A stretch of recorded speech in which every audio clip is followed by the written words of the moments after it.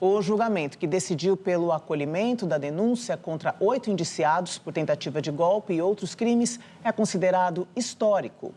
A partir de agora, a ação penal contra o ex-presidente Jair Bolsonaro e os demais acusados vai seguir seu curso no STF, que pode terminar na prisão ou na absolvição dos réus. Para entender o significado desse processo para o país, eu conversei com o jurista Pedro Serrano, professor de Direito Constitucional da PUC de São Paulo. Na realidade, o Brasil ele tem uma tradição de golpes, né? É comum todo mundo falar que a República foi fundada por um golpe militar, o que é verdadeiro, mas as pessoas esquecem que o Império também, né? Quer dizer, quando foi feita a nossa independência, teve a Constituinte da Mandioca, que aprovou um texto que limitava os poderes de Dom Pedro I. Dom Pedro I convocou as forças militares, fechou a Constituinte e outorgou uma Constituição. De uma forma, quer dizer, então, na realidade, toda a nossa tradição, o Brasil foi fundado em torno de um golpe, digamos assim, né? Portanto, pela primeira vez na história, nós temos um processo judicial feito de acordo com leis, regras, Constituição, que considera uma tentativa de golpe crime, é um marco histórico, indubitavelmente. Quando a gente analisa os 5 votos unânimes pelo acolhimento da denúncia da PGR, na sua opinião, o que essa unanimidade indica? Indica que há o que deveria haver mesmo, quer dizer, que há um consenso de que a denúncia ofertada, não que ela seja correta no seu mérito, mas que ela tem os elementos técnicos suficientes para dar início a um processo. A decisão de ontem não foi uma decisão que termina o processo, que condena alguém. Ela é uma decisão que inicia o processo judicial, dá início ao processo judicial.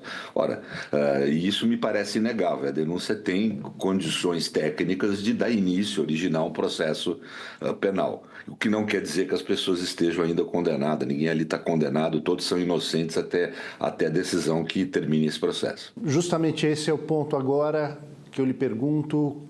Quais são os próximos passos? Olha, provavelmente vão ouvir as testemunhas de defesa, depois as de acusação, depois vão ter o depoimento dos réus e depois vamos ir para a fase final da defesa, apresentar os argumentos finais e tal, né?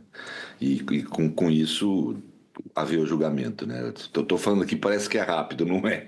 É que na realidade são muitas testemunhas, cada réu, por exemplo, tem direito a apresentar até 8 testemunhas de defesa, quer dizer, tem uma demora aí que vai acontecer que é natural de um processo.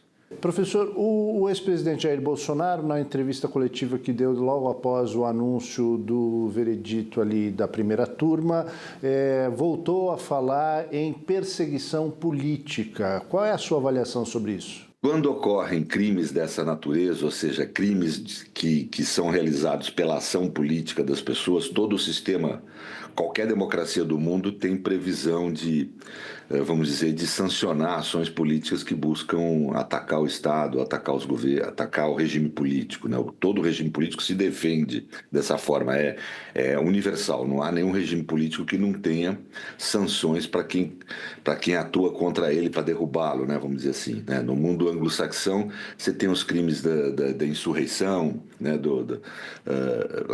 No mundo germano-românico, vamos dizer, em termos de tradição do direito, você tem esses crimes de golpe, etc e tal, né?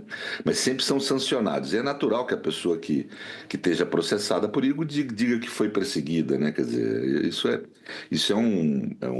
um discurso absolutamente corrente, né? Acho que 100% por exemplo, dos ditadores que praticaram atrocidades, dos líderes nazistas que foram condenados em Nuremberg, todos eles diziam que estavam sendo condenados por razão política e não por razões de justiça. Só que não é assim.